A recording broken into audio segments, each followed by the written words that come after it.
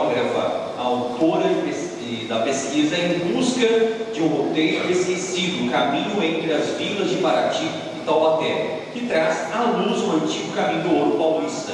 Mas devido a algumas situações imprevistas, ela não pôde estar aqui neste dia. Porém, ouviremos agora, então, dando essa continuidade à história, ao senhor Silésio Tomé, falando sobre a história oral, economia criativa do antigo caminho do ouro paulista pelo projeto Sertões de Taubaté, com seus resultados positivos. Vamos recebê-lo, Silésio Tomé. Temos um tempo máximo, lembrando, de 15 minutinhos. Bom dia, criançada. Criançada é assim que eu costumo fazer a saudação no meu turismo. Porque dentro do mundo da história, se você não tiver a sensibilidade de uma criança, você nunca será um grande historiador, tá? Então, bom dia, criançada, mais uma vez. Muito bem, me pediram para que eu falasse um pouquinho sobre economia criativa no caminho do ouro paulista. É muito difícil para eu falar isso porque não parece, mas eu tenho uma timidez muito grande, tá? Mas às vezes eu consigo falar, tá? Me pediram também que falasse algumas palavrinhas em nome da professora Lia Carolina do Prado. Eu me declaro indigno de conseguir falar à altura da professora Lia Carolina do Prado, mas vou falar algumas coisinhas em nome de minha criança que tem em mim. A professora Lia, ela trabalhou no Museu Histórico de Taubaté durante 30 anos. E não é que ela só trabalhou, porque trabalhar é fácil, basta assinar a carteira. Ela trabalhou, vestiu a camisa e sempre dedicou ao mundo da história. Ela jamais deixou de falar de história. Quando, por volta de 2008, mais ou menos, o professor José Bernardo Ortiz, o grande historiador de Taubaté, pediu a ela que fizesse um transladado de uma documentação seiscentista, no qual o Museu de Taubaté é rico nessa questão, e que essa documentação fosse para Mariana e Ouro Preto. Muito bem, a professora, acatando a ordem do professor, ela começou a fazer um transladado desses documentos, e descobriu que nesses documentos se falava muito sobre inventário de uma região a caminho do mar, e que falava muito que nesse inventário Minhas Terras está localizada em Itacoruçá. Minhas Terras está localizado na Encruzilhada. Minhas Terras, e sempre se direcionava aquele inventário mostrando-se a caminho da freguesia do Facão, que hoje é a cidade de Cunha. Então sempre se mostrava. Aí ele investiu de cabeça naquela documentação e descobriu que havia um caminho muito mais antigo do que a Estrada Real, que hoje vocês conhecem aí, é de 1701 até 1719, e ela viu que essa documentação se referia a 1596, ou seja, a Estrada Real mais antiga do Brasil é exatamente essa aqui, que a professora Lia já batalha há tantos e tantos anos. E aí, nessa documentação, mostrava que esse trecho se partia da Casa de Fundição de Taubaté, mais tarde, em 1695, em direção ao Mar de Paraty, para esse deslocamento do ouro para Portugal. Um dos caminhos seria esse. E aí, com essa documentação, ela começou a batalhar. Eu não conhecia a professora Lia naquela época, mas eu já fazia um trabalho na zona rural há 40 anos, de história, pesquisa dentro da Igreja Católica. E eu sempre tive um costume, um vício de ouvir pessoas de idade, essas crianças. E nesse ouvir crianças, eu sempre escutava eles falar: olha, lá na Pedra Grande viam, aqui, tá vendo aquele caminho, tá vendo aquela picada ali? Ali passavam as mulas, as tropas com ouro, ali passava o escravo carregando ouro, e eu sempre ouvindo eles que, com as suas histórias, achava que era uma coisa de estudar. Eu escutei tanto isso, que eu ia lá ver as picadas, rastros, marcas. E aí, um dia eu vim conhecer a professora Lia. Tudo que ela falava em documentação, eu já sabia na prática da vivência histórica dessas pessoas aqui, nessa história de oralidade. E aí eu falei, nossa, é por Deus, tudo que ela fala, olhando o documento, eu falo porque eu conheci essas pessoas, convivi com gente de 105, 106 anos que falava exatamente sobre esse caminho do ouro. E aí depois de muito tempo Deus nos colocou lado a lado, eu com essa fantástica mulher, quem não conhece vai conhecer, tá? Essa fantástica mulher que mostrava exatamente que havia um caminho, um roteiro esquecido, tá? E que esse roteiro esquecido nos iria remeter a um Brasil muito mais, 96 anos após a sua fundação, 1596. E aí, batalhando muito, e a gente não tinha muito acesso, porque a gente sabe que no mundo de hoje, se a gente não tiver acesso político, geralmente a gente não consegue galgar um pouco mais alto. E a gente foi batalhando, até chegar ao que chegou hoje, de ter um reconhecimento, obrigado vereador de Punho, reconhecimento de Punho, o reconhecimento da Câmara Municipal Lagoinha, o reconhecimento da Câmara Municipal de Taubaté, e depois agora recentemente também está na Leste do estado de São Paulo para ser reconhecido como o Caminho do Ouro Paulista, a estrada real mais antiga do Brasil, que vai se culminar na cidade de Taubaté. Muito bem, então é isso que a professora Lia talvez falaria, tá? Espero que eu tenha sido bom aluno dela. Pediram para eu falar sobre economia criativa dentro do Caminho do Ouro. Esse trabalho eu já faço, já vai para 11 anos dentro de um turismo chamado Sertões de Taubaté. E Sertões de Taubaté exatamente está no Caminho Ouro do Paulista, porque naquela época a São Francisco das Chagas, Taubaté, e depois tudo mais se distribuía em Sertões de Taubaté, Cunha, bairro do Facão da freguesia de Taubaté, Sertões de Taubaté, São José dos Campos, Sertões de Taubaté, Guaratinguetá, Sertões de Taubaté, tudo era Sertões de Taubaté. Baseado nessa história, criamos o turismo Sertões de Taubaté. Procurei por muita gente e todos diziam, isso não dá certo. Dá sim, gente. Por quê? O povo, eles achavam que o povo não se interessava por história e cultura. Mas nós temos sim um povo rico em história e cultura. E às vezes deixado um pouquinho de lado, mas um ser humano sem cultura e sem história, ele não é ninguém, tá? Então aí comecei a desenvolver esse projeto e comecei então a fazer um turismo, de levar essas pessoas, além de falar na teoria, como eu estou falando aqui, levando as pessoas a vivenciar uma prática daquilo que falavam. É por isso que eu disse que se eu falar de história e não tiver a sensibilidade de uma criança, eu não entenderei. Por quê? Se eu falar que aqui passava do outro lado, passava para a gente chegar no Caminho do Ouro, você vai falar assim, mas por que eles não pegaram a Via Dutra? Gente, que Via Dutra? Então você tem que ter a imaginação para você voar no tempo e você entender que eu estou falando de 1596, eu não estou falando de Via Dutra agora. Então, essa sensibilidade eu tive e levo as pessoas a vivenciar isso. Quando eu fiz a primeira viagem, eu levei pessoas que tinham assim,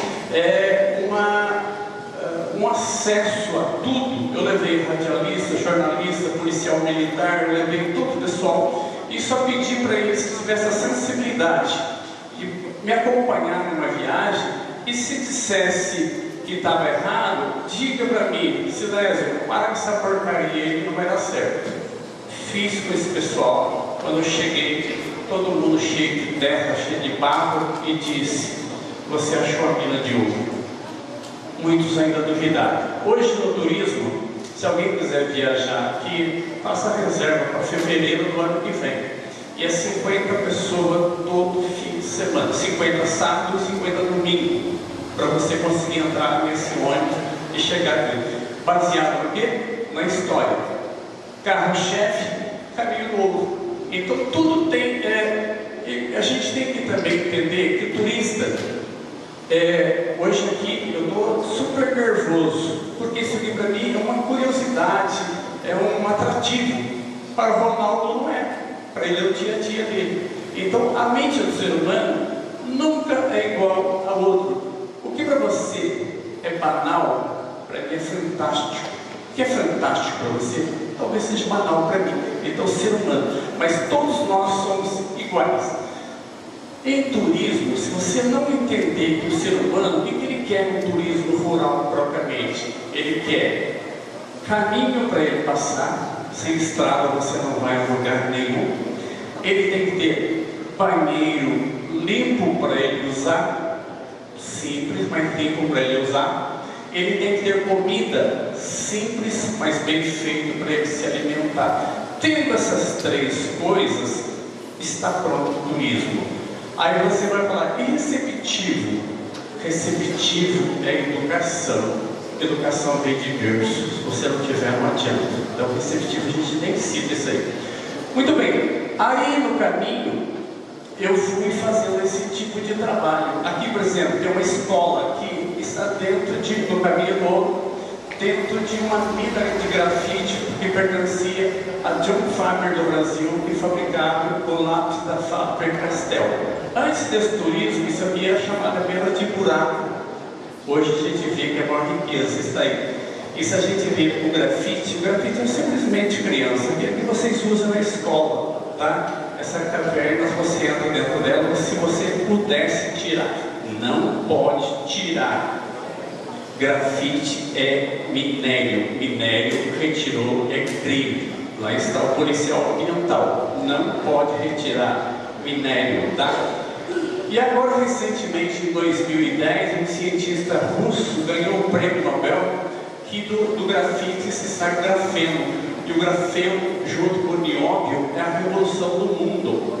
É o minério mais caro. O grafeno, por exemplo, custa $15 mil no quilo.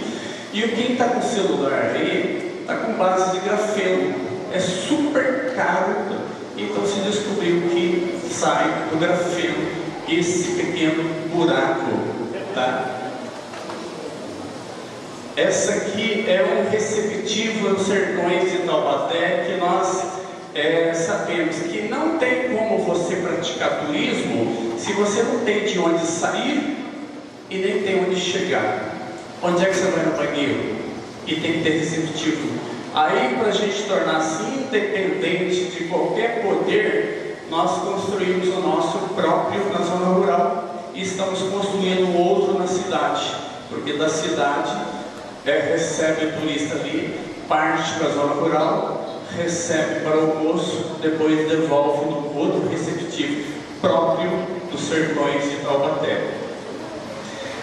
Como a gente fala de história, e às vezes turismo ele vive de imaginação e imagem. A imagem tem coisas que às vezes eu não consigo mostrar a imagem. Se eu levar uma criançada dessa dentro do mundo lá, vai ver que ali existe um museu que ali tem 110 peças de zona rural. Tudo que você imaginar. Lembra aquele ferro de passar roupa lá que a mulherada usava? Tem. Tudo que você imaginar de parte rural antiga tem dentro de um museu que você, além de levar as pessoas para os locais, ali você pode mostrar que tem um museu dentro desse receptivo Sertões de Taubaté. Temos um atrativo também ali que é chamado de Casa da Vovó. É uma casa que foi construída baseada que uma pessoa fez um relatório para a gente dizendo que ela morava numa casa assim, assim, assim, assim. E eu fiz um receptivo da mesma forma para a pessoa chegar ali e se sentir há 50 anos atrás. Um tributo à fé. Isso aí foi construído em cima de uma rocha de 10 metros de altura, toda em concreto. Chama-se tributo da fé por quê? Porque não existe uma imagem. A gente, como guia de turismo, a gente tem que respeitar o time de futebol de cada um, a política de cada um e a religião de cada um. Quando chega lá, eles perguntam que santo é esse? É o seu santo. Mas não tem santo nenhum, então também não tem nenhum também, tá? Então é seu atributo à fé. E as pessoas, e turista quer tirar foto, né? Turista que não tira foto não é turista, tá? Aí começamos então a economia criativa. Aqui estamos com a Lambique, que além da pessoa vender a cachaça, a pessoa vende mudas de flores e todos vêm a ganhar no dia. O marido, o Fião conhece muito bem, o Presoto, ele vende a cachaça e a mulher vende as flores para o turismo. E o turismo ele tornou-se tão vantajoso na questão de economia criativa que hoje vários alambiques usam o rótulo deles e mais o rótulo dos Sertões de Taubaté.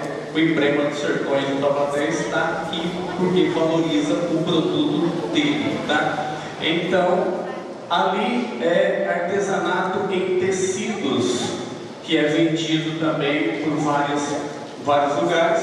E ali está o pessoal da Vanguarda, que recentemente fez um trabalho com a gente naquele programa Aqui é Seu Lugar, Aqui é Meu Lugar. Será uma coisa assim? Então, está ali o pessoal da Vanguarda fazendo esse trabalho com a gente.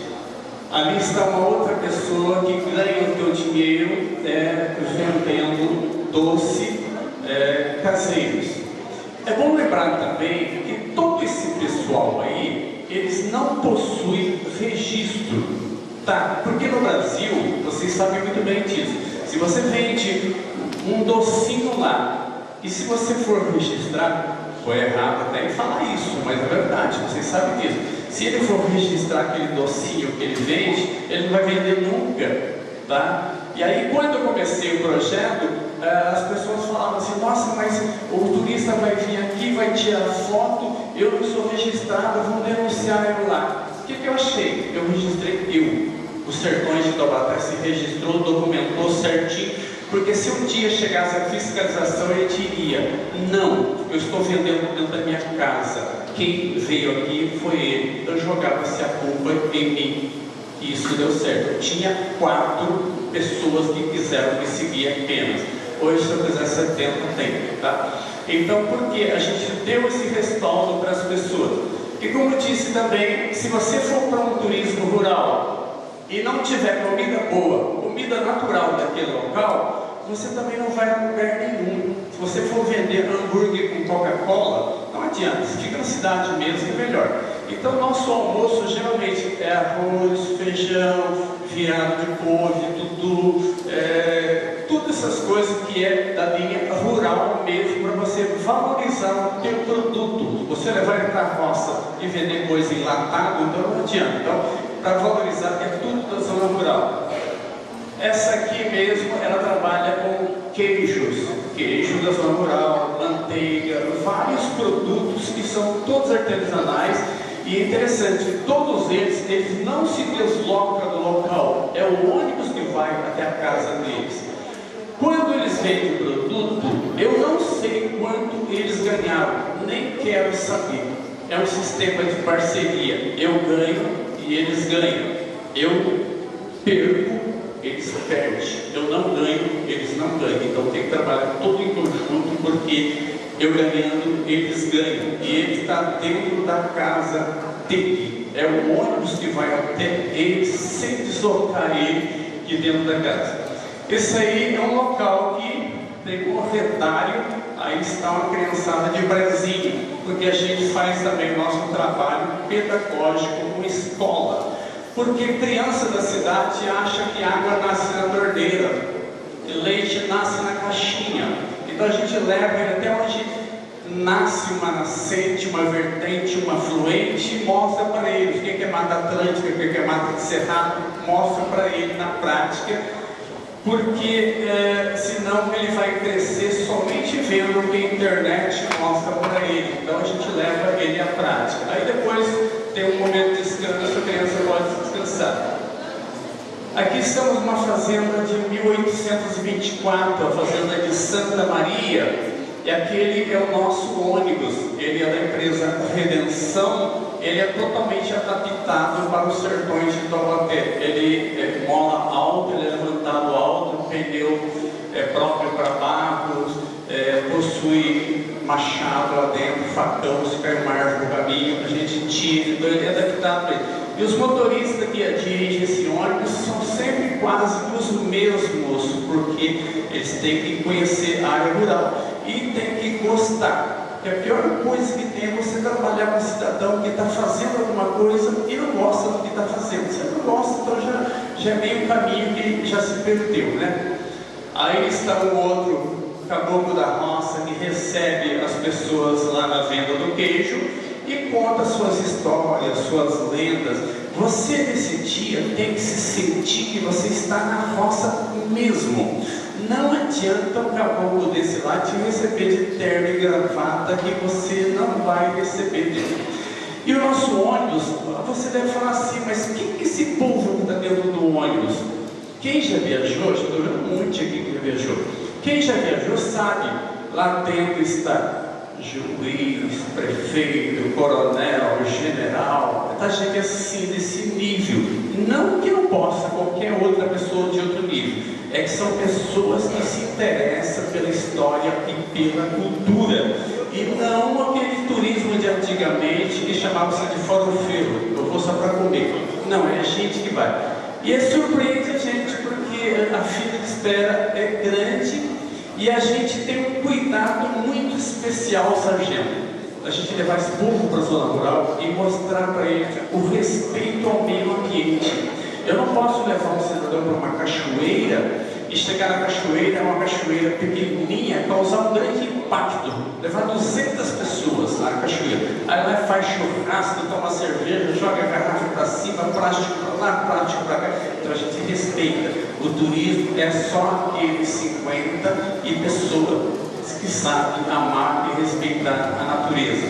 Aqui o pessoal de Cunha, que é o patrono da história da Revolução de 1932, o Paulo Virgílio, nós fazemos um trabalho chamado Rota da Revolução. Todo 9 de julho nós saímos, deslocamos um ônibus mostrando onde a Revolução atuou na cidade de Taubaté, e a gente vai levando locais onde aconteceu a Revolução na cidade de Taubaté, e temos como parceria o Comando de Aviação do Exército, que faz esse trabalho junto com a gente. O ônibus aí entrou dentro do Exército, os turistas, próximo de um helicóptero. E depois o horário de almoço é um atrativo fora a parte, porque o turista geralmente, né, a gente vai e sai para viajar e fala, vamos almoçar num restaurante chiquíssimo, né, chiquérrimo. Aí quando chega na hora do almoço, há uma intervenção do exército. Chega no local de mata, um soldado do exército está lá e manda o ônibus parar e pede para a gente entrar na mata. O almoço é também na mata. Você vai ter que sentar no chão, comer com os militares como se tivesse ido uma guerra de 32, tá? Trabalho pedagógico também que fazemos com o pessoal dos escoteiros. Aqui estamos, estava falando do rapaz de forno, estamos dentro de uma olaria aqui, que a gente mostra como é que se fabrica tijolo. E para quem é professor aí, você ensina na sua sala de aula que existem 4 elementos naturais: terra, água, ar e fogo. Você ensina para a criançada tem estudado na escola, né? 4 elementos naturais. Aí a criança fala para a professora: tia, eu entendi tudo. Não entendeu coisa nenhuma.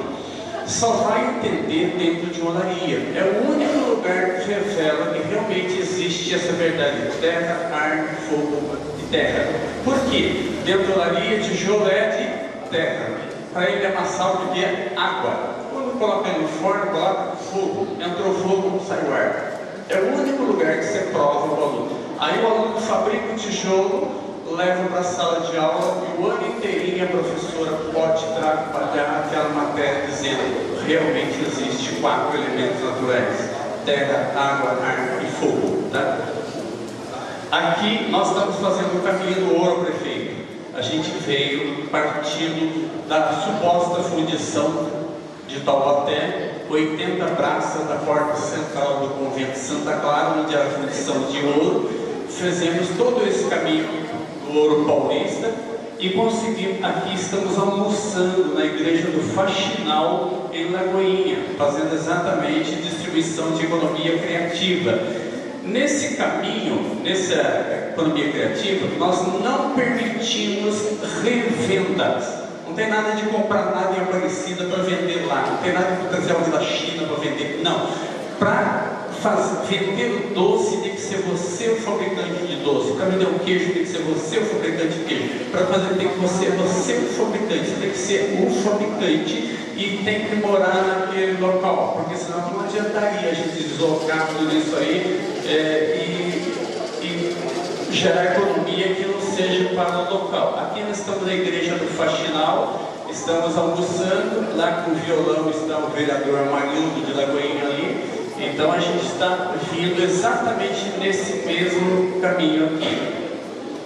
Aqui é um grupo de geólogo da Universidade Federal do Rio de Janeiro, que o caminho do ouro, hoje ele não tem mais ouro, mas ele tem muita riqueza, tá? E uma dessas riquezas, além do grafite e grafeno, tem essa riqueza aqui lá na região de Taubaté, que mostra-se por que o Vale do Paraíba chama-se Vale do Paraíba. Porque há 60 milhões de anos, quando houve um acidente, a Serra do Mar se afastou da Serra da Mantiqueira, abriu-se um vale e o vale passou-se água para o meio. Ali qualquer aluno de geologia do Brasil, ele para se formar ele tem que ir na cidade de Taubaté, porque na cidade de Taubaté basta ele olhar, ele vai enxergar. Então lá tem a Universidade Federal do Rio de Janeiro e a Universidade Federal do Espírito Santo, que vem sempre na cidade de Taubaté conferir essa riqueza. Acha em outro lugar? Tem a Universidade de Leste de São Paulo também. Acha em outro lugar do Brasil? Acha. Mas você vai ter que se cavar e não tem certeza que vai achar. Já em Taubaté você olha e enxerga toda essa riqueza aqui. Aqui nós estamos no alto da Catioca. Eu fiquei surpreso durante esse tempo saber como Taubaté tem gente da Catioca. Nossa, a gente foi na Catioca ali, só tem taubatiano. Interessante isso aqui. E a gente, quando joga uma imagem na nossa página Sertões de Taubaté, coloca Catioca, o número de curtida assusta a gente. O que é isso? Eu estou em Taubaté. Então nós estamos lá fazendo uma contemplação em cima daquela montanha, tenho certeza que vocês de Cunha conhecem. Dali a gente enxerga uma cadeia de montanhas que desaparecem. Então o ônibus parou lá em cima e o pessoal ali está catando a mica, uma macaxeta, e vendo, contemplando a natureza. Aí tem 50 pessoas que veio nesse passeio no Caminho do Ouro. Lá está seu prefeito. O ônibus nosso conseguiu chegar até aquele ponto somente. Ali ele está tendo dificuldade, porque a gente verificou que ele não passaria por outros pontos. Ali ele está tendo dificuldade, mas ele está manobrando para retornar novamente para a Lagoinha. Só que fica parado ali quase uma hora para o pessoal contemplasse a natureza. Está exatamente no marco ali, contemplar a natureza, para a gente retornasse para Taubaté. E um dia, se Deus quiser, nós vamos chegar até aqui a cidade de Cunha, porque é nosso objetivo. Aí algumas personalidades que já reconhecem o nosso trabalho.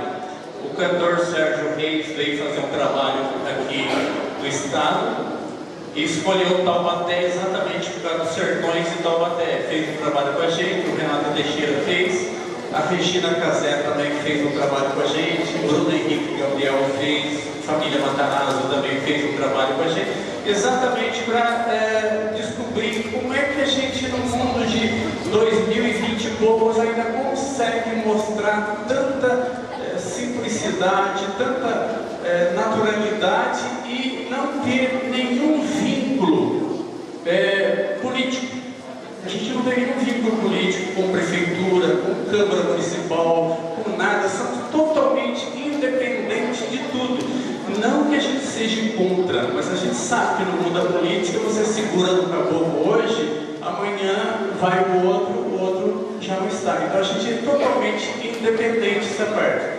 E quem patenteou o nome Sertões de Taubaté, que é a patente nossa, foi o Sérgio Reis. Ele deu para a gente os presentes e foi patenteou Sertões de Taubaté.